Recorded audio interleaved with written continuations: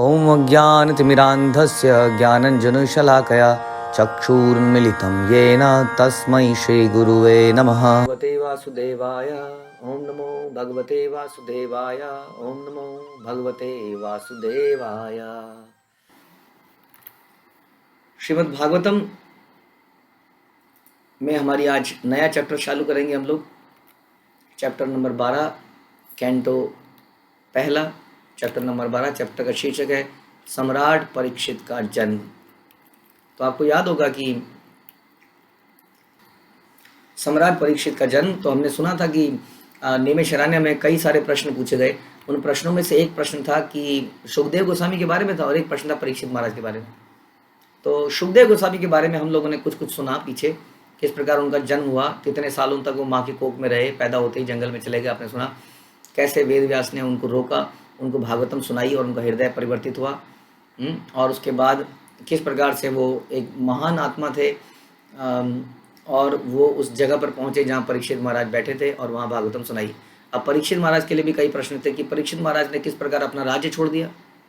How it is possible कि कोई व्यक्ति इतना बड़ा राजा हो, इतनी उसके बाद जिम्मेदारी हो और वो राज्य छोड़ के इस प्रकार से भागवत सुनने के लिए बैठ जाए। वास्तव में क्या हुआ था, उनका जन्म कैसे हुआ था, थोड़ा थोड़ा हमने सुना कि उनके जन्म के समय अश्वत्थामा ने एक ब्रह्मास्त्र छोड़ दिया था उत्तरा के कोख में और भगवान ने उनकी रक्षा करी।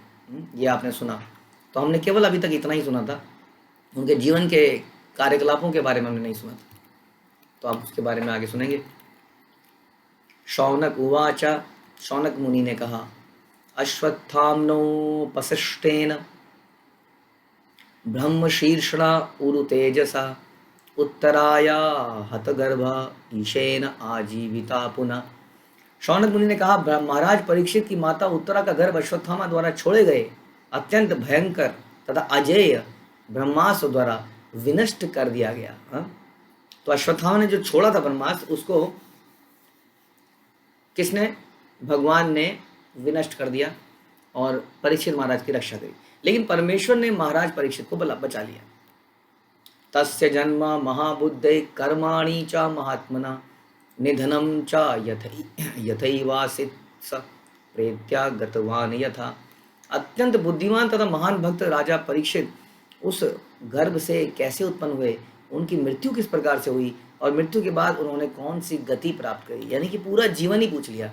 जन्म कैसे हुआ, मृत्यु कैसे हुई, मृत्यु के बाद क्या हुआ, तो पूरा उनका लाइफ स्केच जो है पूछ रहे हैं कि कैसे कैसे उनका जन्म हुआ। और आप लोग थोड़ा सा जानते ही हैं इस प्रकार से कुरुक्षेत्र का युद्ध समाप्त हो रहा था। दुर्योधन ऑलमोस्ट मारा जा गया था। अश्वत्थामा ने पहले उनके 5 पुत्रों को मार डाला, फिर ब्रह्मास्त्र छोड़ा, फिर ब्रह्मास्त्र उत्तरा की तरफ छोड़ा। तो ये सारा प्रसंग आपने सुना, किस प्रकार से भगवान उत्तरा के कोख में जाकर अपनी शक्ति से उस ब्रह्मास्त्र को रोक लिया और पेट के अंदर ही राजा परीक्षित को अपने दर्शन दिए। और इसी प्रकार उनका राजा नाम राजा परीक्षित पड़ा, क्योंकि जन्म के बाद वो हर जगह कृष्ण को ढूंढते थे, क्योंकि उन्होंने माँ के पेट में कृष्ण को इस प्रकार देखा था। तो परीक्षा करते थे हर चेहरे की, क्या ये कृष्ण है। तो इस प्रकार से उनका चेहरा, यही उनका नाम ये पड़ा। तो आप यहाँ पे यही क्वेश्चन पूछे जा रहे हैं कि कैसे उनको मृत्यु कैसे प्राप्त हुई। तो ये सारी घटनाएं क्या क्या हुई इसके बारे में अब हम सुनेंगे कि राजा परीक्षित कौन थे। It is very important to know about the devotees. हम लोग कई सारे बायोग्राफीज पढ़ते हैं, कोई बहुत बड़ा फिल्म स्टार, कोई बहुत बड़ा क्रिकेटर, स्पोर्ट्स पर्सन अपनी बायोग्राफी लिखता है, हम देखते हैं वो दुकान मार्केट से किताब तुरंत गायब, खाली। क्यों? क्योंकि हम सब वैसा बनना चाहते हैं। कहीं ना कहीं हम बन नहीं पाए, लेकिन इच्छा तो है, काश हम भी ऐसे होते। तो इस प्रकार से ये पुस्तकें बिकती हैं। What we should be reading is biography of devotees. महान डिवोटीज़ की बायोग्राफी श्रीमद् भागवत में हम देखते हैं। तो यहाँ पर अभी हम राजा परीक्षित की बायोग्राफी पढ़ेंगे, क्या ऐसा कैसा उनका जीवन बीता। तो इस प्रकार से हमें अपना जीवन जीने की प्रेरणा मिलेगी। तो जैसा शास्त्र, जैसा ग्रंथ, जैसी पुस्तक पढ़ेंगे, वैसी ही भावनाएं उत्पन्न होंगी। इसलिए हमें बड़ा चूजी होना चाहिए कि हम क्या पढ़ रहे हैं। It is not like that कि कहीं पर बैठे हैं, कोई अखबार पढ़ा तो अखबार पढ़ लिया, कहीं मैगजीन पढ़ी तो मैगजीन पढ़ लिया, कोई नॉवल पढ़ने को मिला तो नॉवल पढ़ लिया, क्योंकि हमारे ख्यालात उससे प्रभावित होते हैं। हाँ, इट इज़ वेरी इंपॉर्टेंट कि हमने ख्यालात को अपने तरीके से मोड़ें, ना कि जिस मोड़ चलें और उसी मोड़ मुड़ जाएं। गंगा गए तो गंगा दास कहते हैं ना, यमुना गए तो Yamuna Das. We should be very careful कि हम कानों से क्या सुन रहे हैं और आंखों से क्या पढ़ रहे हैं। तो अभी हमारे सामने आएगी बायोग्राफी परीक्षित महाराज की। तदिदम श्रोतुम इच्छाम गतिदुम यदि मन्यसे ब्रूहीना श्रद्धानानाम यस्य ज्ञानम अदात शुका। हम सभी अत्यंत आदरपूर्वक महाराजा परीक्षित के बारे में सुनना चाहते हैं, जिन्हें सुखदेव गोस्वामी ने दिव्य ज्ञान प्रदान किया। कृपया हमें इस विषय में बताएं। तो इट इज़ वेरी इंपॉर्टेंट कि सुनने से पहले उसके लिए बड़ी आदर भाव हो, नहीं तो सुनेंगे और सुनते सुनते कुछ ना कुछ कमेंट पास करेंगे। जैसे हमारी आदत है, हम कोई मूवी देखेंगे तो मूवी में 10 गलतियां निकालेंगे, यार वो एक्टिंग वहाँ पे अच्छी नहीं करी, वहाँ पर वो ऐसा कर लेता तो बहुत बढ़िया था। ये संसारिक मंडेन चीज़ों के लिए हो सकता है, बट श्रीमद् भागवत जब आप सुनते हैं, जब हम भक्तों के चरित्र को सुनते हैं तो बहुत ही श्रद्धा से सुनना चाहिए। क्योंकि जितनी श्रद्धा से सुनेंगे उनके उतने सारे गुण हमारे अंदर आने के चांस बने रहेंगे। हम उसको उतना सीरियसली अपने जीवन में ले पाएंगे। तो पहले श्रद्धा डेवलप कीजिए। यहाँ पर बता रहे हैं सारे संत महात्मा कि हम बड़े आदर पूर्वक उनके विषय में सुनना चाहते हैं। परीक्षित महाराज के बारे में, जिन्हें सुखदेव गोस्वामी ने ज्ञान दिया, हमें उनके विषय में बताएं।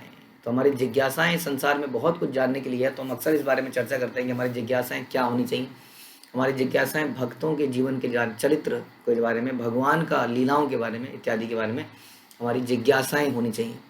और श्रील प्रभुपाद की कृपा से हम लोग इस ग्रंथ को पढ़ रहे हैं, which was not available earlier. ये जो ग्रंथ थे ये केवल संस्कृत भाषा में अवेलेबल थे, लेकिन श्रील प्रभुपाद ने बड़ी मर्सीफुली इनको हमारे लिए इंग्लिश और अदर लैंग्वेजेस में ट्रांसलेट किया और अपने भक्ति वेदांत तात्पर्य दिए। तो प्रभुपाद कहते हैं कि श्रीमद् भागवत के इस प्रकार के प्रामाणिक श्रवण और कीर्तन का प्रभाव श्रोता और वक्ता पर समान रूप से पड़ता है। It is not like that कि मैं यहाँ पर भागवतम बोल रहा हूँ तो मुझे फायदा हो रहा है, आप लोगों को नहीं हो रहा है। यहाँ बताया जा रहा है कि इसका फायदा दोनों को होता है। प्रामाणिक श्रवण, प्रामाणिक श्रवण का क्या मतलब हुआ? प्रामाणिक श्रवण होता है जो प्रमाणिक, कोई चीज़ किससे प्रमाणित दी जाती है? कोई हायर अथॉरिटी उसको प्रमाणित करती है ना, करती है कि नहीं? जैसे कि कोई MBBS डॉक्टर बनता है तो किसी ना किसी MBBS कॉलेज से डिग्री प्राप्त करता है, प्रमाणिक डॉक्टरों से के अंडर में रह के पढ़ता है और प्रैक्टिस करता है, तब जाके उसको प्रमाणिक डिग्री मिलती है। उसी प्रकार से भक्ति के लिए भी ऐसा है। भक्ति में भी जो स्पिरिचुअलिस्ट किसी को ज्ञान देता है, it is very much necessary कि उसका कोई गुरु हो। यदि कोई व्यक्ति अगर आप कहता है कि मेरा कोई गुरु नहीं था, मैं तो जन्म से ही ज्ञानी था, तो समझ लीजिए कोई ढोंगी है बहुत बड़ा, क्योंकि स्वयं भगवान के भी गुरु थे। भगवान ने भी दिखाया कि गुरु धारण करना इंपॉर्टेंट है। इसको कहते हैं प्रमाणिक श्रवण और कीर्तन। जब ऐसा होता है तो श्रोता और वक्ता दोनों पर प्रभाव पड़ता है। दिव्य अनुभूति ऐसे ही गंभीर श्रवण और कीर्तन से होती है, अन्यथा नहीं। प्रभुपाद ने बहुत क्लियर लिखा है, अन्यथा नहीं। इट इज़ नॉट पॉसिबल कि आपके अंदर वो डिवाइन रियलाइजेशन, डीप रियलाइजेशन हो, आपका चरित्र में परिवर्तन आए। कब तक नहीं आएगा? जब तक गंभीर श्रवण और कीर्तन नहीं होगा। ना तो हमारा श्रवण अक्सर गंभीर रहता है, ना कीर्तन। श्रवण करते हुए हमारे दिमाग में बताने कितनी कितनी बातें चल रही होती हैं, और कीर्तन करते हुए तो केवल बुदबुदा ही रहे होते हैं अक्सर। या हम लोग संगीत पर ज़्यादा जोर डाल देते हैं बिना ये सोचे कि हम किसके नाम को जप रहे हैं। तो इट इज़ वेरी इंपॉर्टेंट कि हमारा श्रवण कीर्तन, जैसे सवेरे का जो आप जप करते हैं सवेरे जल्दी उठ के, उस जप के उच्चारण करते हुए हरे कृष्ण कृष्ण कृष्ण हरे हरे, हरे राम राम राम हरे हरे।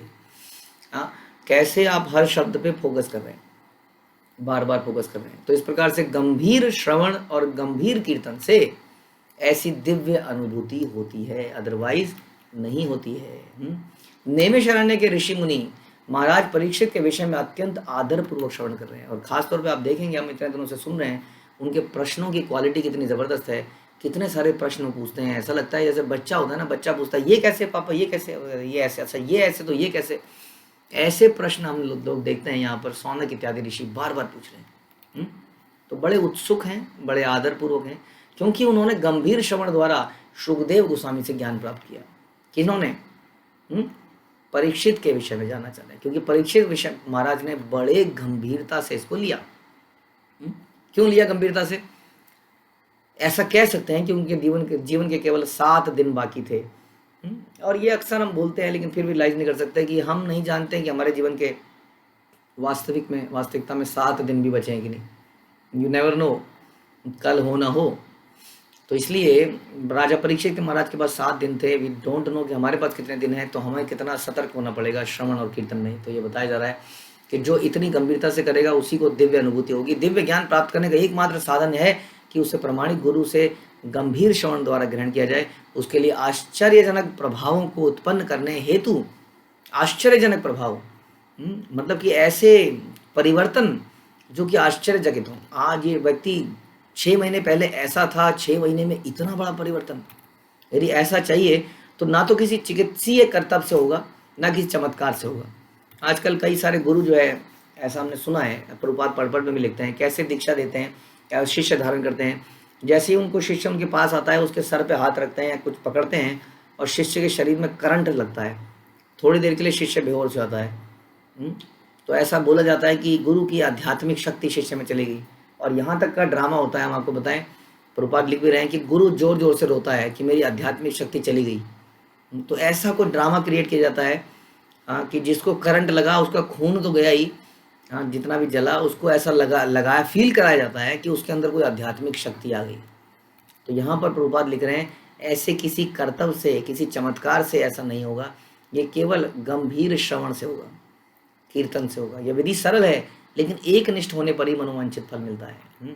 एक निष्ठ, एक निष्ठा, फोकस्ड, मल्टी ब्रांच से काम नहीं चलेगा।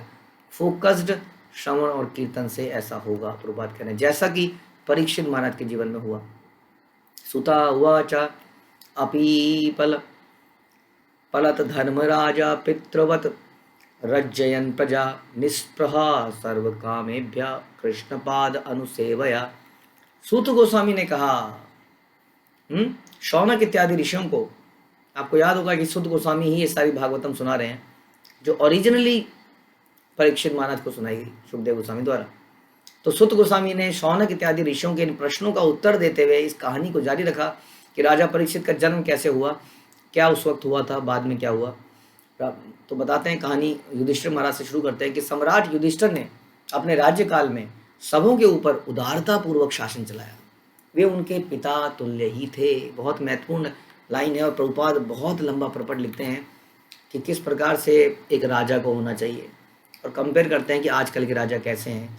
Why there is so much difference. हम लोग राम राज्य की बात करते हैं, युधिष्ठिर राज्य और राम राज्य में कोई अंतर नहीं था, क्योंकि दोनों ही राज्य में सब लोग भगवान के भक्त थे और यही राज्य चलाने वाले का भी एकमात्र उद्देश्य था कि कैसे प्रजा को भक्त बनाया जाए। क्योंकि प्रभुपाद लिखते हैं कि यदि साम्राज्य में, राज्य में भक्त होंगे तो सारी समृद्धि अपने आप होगी, कुछ गलत नहीं होगा। यहाँ पे देखिए, राजा कृष्ण भक्त था इसलिए संतुष्ट था। हम देखते हैं कि कई बार कंपनी के एक कंट्री के हेड जो हैं वो राजा बने हैं, बड़े मिनिस्टर बने हैं, लेकिन उनकी भूख समाप्त नहीं होती है सालों सालों तक, और वो सोचते हैं किस प्रकार से 5 सालों में, 10 सालों में टोटली निचोड़ दिया जाए। जैसे हम सुनते हैं कि ब्रिटिश ने इंडिया के ऊपर राज किया और ऐसा लगता है कि राज्य नहीं किया, एक एक चीज़ को लूट के खसूट के ले गए। कभी इस बारे में कई सारे तथ्य हैं जो आज भी सीक्रेट हैं कि कैसे भारत को लूटा गया, लेकिन फिर भी भारत को जो लूटा गया उसकी मटेरियल संपदाओं को लूटा गया, आध्यात्मिक शक्ति को वो लूटना ही भूल गए, क्योंकि उनको लगा ये तो कोई वेस्ट है।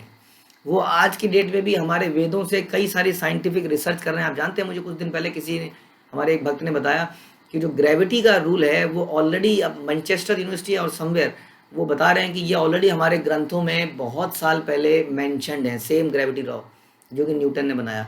तो ऐसा भी कहा जा रहा है कि बाद में न्यूटन ने केवल इसको पब्लिसाइज कर दिया या उन लोगों ने पब्लिसाइज कर दिया कि इस तरह से इसका उद्घाटन हुआ, लेकिन ये तो शास्त्रों में पहले से लिखा है। लेकिन कहने का इम्पोर्टेंट बात यह है कि फिर भी जो लोग चुरा रहे हैं वो भी मटेरियल ज्ञान ही तो है, आध्यात्मिक ज्ञान तो चुराने से और बढ़ जाता है। तो इस प्रकार से हम ये कहना चाह रहे थे कि जब राजा या प्रजा कृष्ण भावनामृत नहीं होती है तो उनके अंदर अनर्थ होते हैं, लालच होता है, लस्ट होती है, उसके कारण कभी भी साम्राज्य में सुख शांति नहीं हो सकता। हर व्यक्ति एक दूसरे को लूटने खसूटने में लगा रहेगा, जैसा कि प्रचलन है। लेकिन इसलिए समाज में यदि शांति बनानी है तो हमें कृष्ण भावनामृत का ज़बरदस्त तरीके से प्रचार करना पड़ेगा, क्योंकि इसके द्वारा ये हृदय में एक संतोष आता है, ठहराव आता है, जीवन की सार्थकता दिखती है कि yes I am doing something really which is worth while, not like a cats and dogs. जैसे कुत्ते बिल्ली रहते हैं अपने पोषण के लिए, अपने परिवार के पोषण के लिए, उसके लिए मैं नहीं रह रहा हूँ। तो इसलिए बताया कि राजा युधिष्ठिर ने अपने राज्य काल में सबके ऊपर उदार पूर्वक राज्य चलाया। एक राजा के बारे में हमारे शास्त्र बोलते हैं जैसे बादल, जैसे सूर्य जो है जल को इकट्ठा करता है, उसी प्रकार सूर्य बादलों द्वारा उस जल को वापस कर देता है, बल्कि समुद्र से खारा जल लेता है और मीठा जल वापस करता है। उसी प्रकार एक राजा जो उसकी टैक्स कलेक्ट करता है, उसको उसी टैक्स को प्रजा को वापस दे देना चाहिए। लेकिन आजकल तो ऐसा बताया गया, एक स्टडी बताती है कि यदि राजा टैक्स 100 कलेक्ट करता है तो प्रजा के पास 2 रुपये पहुँचता है। तो ऐसा क्यों नहीं हो रहा है? क्योंकि कृष्ण भावनामृत का प्रचार नहीं है, इसलिए हमारे हृदयों में करप्शन है। तो यह राजा जो युधिष्ठिर महाराज थे, उनके पिता तुल्य थे, उन्हें कोई व्यक्तिगत आकांक्षा नहीं थी, क्योंकि वो सेटिस्फाइड थे। जो व्यक्ति टोटली सेटिस्फाइड होगा वही तो चोरी नहीं करेगा। हाँ, और भगवान श्री कृष्ण के चरण कमलों की निरंतर सेवा करने के कारण वे सभी प्रकार की इंद्रिय तृप्ति से विरक्त थे। ऐसा ही राजा राज्य कर सकता है। इसलिए पुराने समय में राजा के ऊपर एक ब्राह्मण होता था, एक वैष्णव होता था, जो बताता था कि राज्य कैसे चलाया जाए। क्योंकि वैष्णव जो है टोटली सेटिस्फाइड व्यक्ति होता है, उसको कुछ चाहिए नहीं, उसको जो मिलता है तो वो भी वो कृष्ण की सेवा में लगा देता है। तो इस प्रकार वो समस्त इंद्रिय तृप्ति से विरक्त थे, इसलिए उनके राज्य में इतनी चीज़ें थी, सारे नदी और जो भी है खनिज पदार्थ इत्यादि, खाना पीना, हर व्यक्ति बड़ा प्रसन्न था, क्योंकि हर व्यक्ति को कृष्ण भक्त में लगाया गया था।